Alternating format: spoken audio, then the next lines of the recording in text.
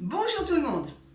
Aujourd'hui, je vais vous faire une recette spéciale vitaliseur, mais vous pouvez très bien l'accommoder avec vos ustensiles de cuisine que vous utilisez habituellement.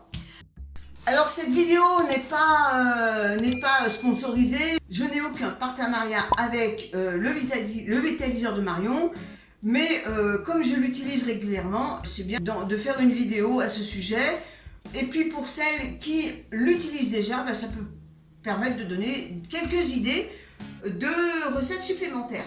Alors en gros, pour ceux qui ne connaissent pas, c'est quoi? Ben voilà, c'est ça. Ça ressemble à un couscoussier, mais ce n'est pas un couscoussier. Donc vous avez le dôme, donc un couvercle en forme de dôme. Vous avez une cuve qui permet de réaliser les purées, les soupes, les crèmes. Nous avons un panier dans lequel on fait cuire aussi bien la viande, le poisson, les légumes et également tout ce qui va au bain-marie, donc tout ce qui est crème, tout ce qui est chocolat fondu et les sauces également. Et ensuite, la cuve dans laquelle on va mettre de l'eau. Ça ressemble à un couscoussier, mais ce n'est pas un couscoussier pour la simple et bonne raison, c'est que, vous voyez, la grosseur des trous, si vous mettez la semoule du couscous dedans, elle va partir au fond de la cuve. Donc, je le répète, ça ressemble à un couscoussier, mais ce n'est pas un couscoussier. Et donc, pour aujourd'hui, je vais vous présenter une recette à base de légumes, des courgettes, tomates et un oignon. Et un peu de persil frais du jardin, s'il vous plaît. L'eau est en train de bouillir et nous allons nous occuper des légumes. Donc nous allons couper d'abord la courgette.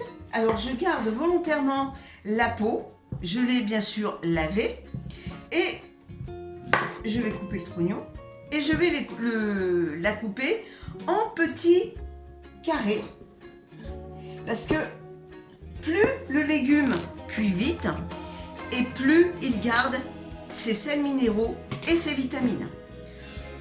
Donc je vais le couper en carré comme ça, en cubes.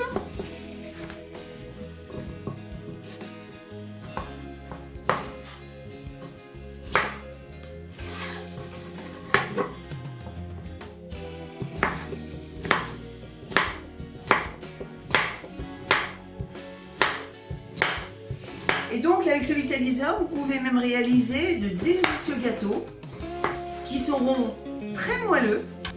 Donc là je mets ma cuve, mon panier et je mets directement mes légumes dedans.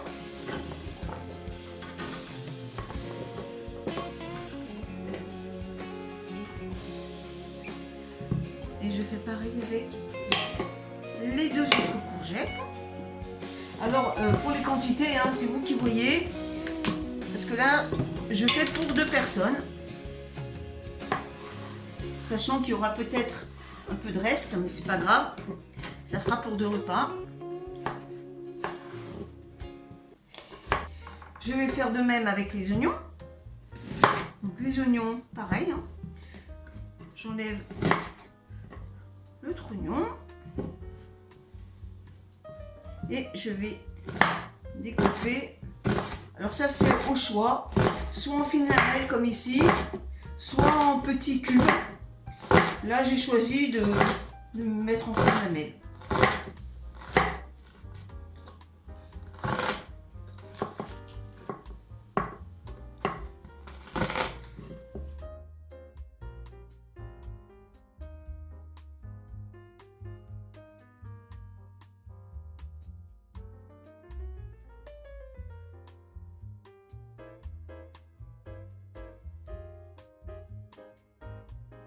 Et je fais de même avec les tomates.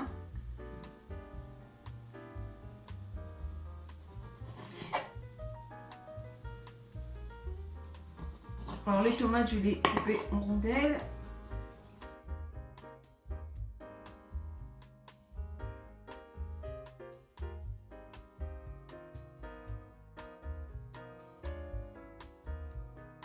Mon persil, je le mettrai en fin de cuisson, quand la cuisson est terminée, pour ne pas détruire la vitamine C.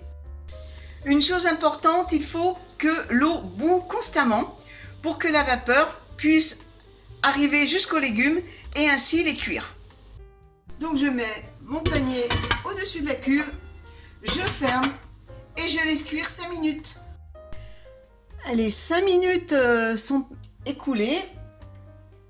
Les légumes sont cuits. Alors, pour vérifier la cuisson, vous prenez un couteau et regardez, il rentre comme dans du beurre. Donc, ça veut dire que les légumes sont cuits. On va maintenant les dresser dans une assiette et rajouter un petit filet d'huile d'olive avec un peu de persil. Et le tour est joué.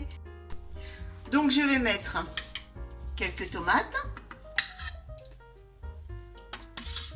quelques courgettes avec les oignons. C'est vraiment un plat réalisé en toute simplicité. Allez, on va rajouter encore une tomate. On va mettre un peu de persil émincé. Un petit filet d'huile d'olive.